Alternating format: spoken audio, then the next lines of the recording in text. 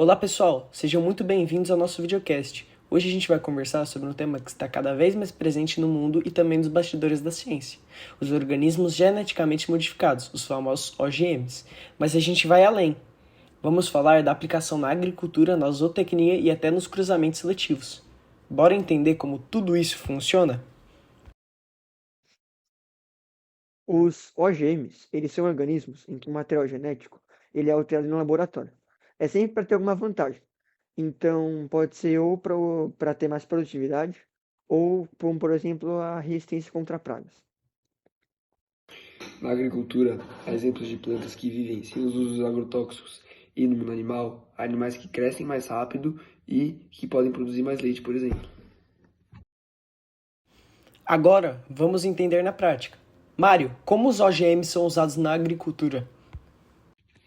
Um exemplo muito bom, e que também é muito famoso, é do famoso milho BT, que tem um gênese de uma bactéria chamada Bacillus, que mata os lagartos da lavoura.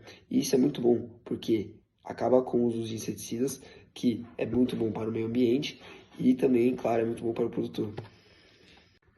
Outro exemplo muito bom é do milho dourado, que é produzido por genes que produzem beta-caroteno. E isso é muito bom, porque diminui um pouco a deficiência que tem em, como posso dizer, povos muito carentes sem vitamina A. E na criação de animais, como a genética tem ajudado? Agora eu vou falar sobre os OGMs em animais. Então, vou dar dois exemplos aqui. O primeiro é o salmão, que existe um tipo de salmão que ele foi modificado para que ele possa crescer 2 vezes mais rápido.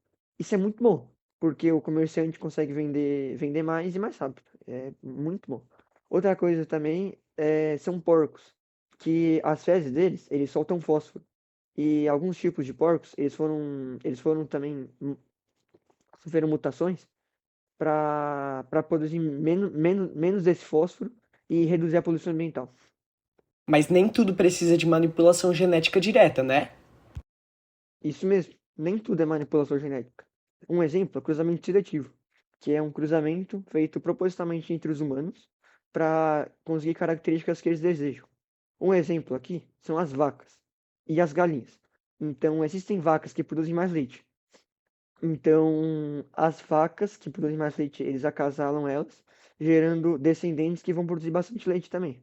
Então, assim eles maximizam o ganho de leite. E é a mesma coisa com os ovos. Então, as galinhas que botam muito ovo, eles acasalam elas, e assim gerando mais galinhas que colocam mais ovos, sendo algo muito positivo.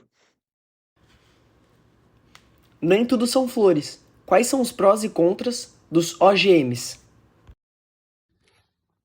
Do lado positivo, temos o aumento da produção, menos usos de agrotóxicos e os alimentos são bem mais nutritivos. Nem tudo são flores. Como eu disse anteriormente, tem bastante coisas positivas, só que também tem desvantagens nisso. Um exemplo são os pugs, que é uma raça de cachorro que foi tão modificada que acabou sofrendo com a síndrome do cão braquicefálico, que acontece quando o animal ele é tão modificado que acaba alterando o seu nariz e seu rosto, dificultando muito essa respiração, que é o exemplo dos pugs. E agora, para finalizar, vocês poderiam me falar duas curiosidades? Eu venho com um fato muito interessante sobre as OGMs, que eles conseguem fazer algo que é um cruzamento seletivo tradicional que nunca ninguém conseguiria. Então ele vai unir uns genes de espécies completamente diferentes. Um exemplo que eu já falei do milho BT, quando ele recebeu esse gene chamado Bacillus, esse gene faz com que o milho produza uma substância tóxica para algumas pragas, como certas lagartas, mas é totalmente segura para os seres humanos. Isso é, é, um, um fato que acontece que é muito interessante de se ver, que eu já expliquei antes, mas tem que ser mais entendido, tem que ser mais explorado, porque é algo muito interessante mesmo, e os humanos eu acho que se beneficiariam muito com isso, já o que eles já não se beneficiam com isso. Então, é muito interessante esse fato. Dados sobre os cruzamentos seletivos é que eles têm uma relação com a teoria de Darwin, a da seleção que é natural.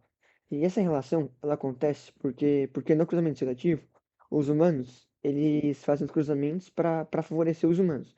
Então, como por exemplo, para as vacas elas produzirem mais leite, e para as galinhas colocarem mais ovos.